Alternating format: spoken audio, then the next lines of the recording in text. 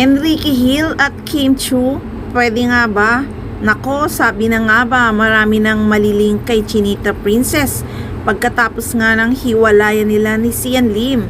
Pila baldi na ang liligaw at pila baldi na rin ang kanyang magiging leading man.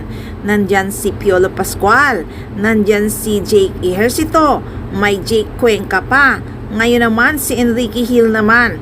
At pwede rin niyang maging leading man ang kanyang ex-boyfriend na si Gerald Anderson. Tinanong naman kasi si Chinita Princess noon kung willing ba siyang makatambal ulit si Gerald Anderson in the future. Sagot nga ni Kim Chiu kay Gerald, so lahat naman, wala naman kaming mga personal kasi trabaho is trabaho. Kung ano ang ibigay ng management sa amin yun professionalism. Kamakailan din kasi ay tinanong din si Gerald Anderson kung willing ba siyang makatambal ulit si Kim Chiu. Sagot naman ng aktor, oo naman. Kung tutuusin naman, malakas pa rin talaga ang chemistry nila ni Gerald Anderson.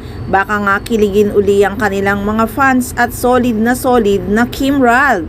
So malay natin, di ba, mangyari yon dahil willing naman sila na magkasama ulit sa isang project.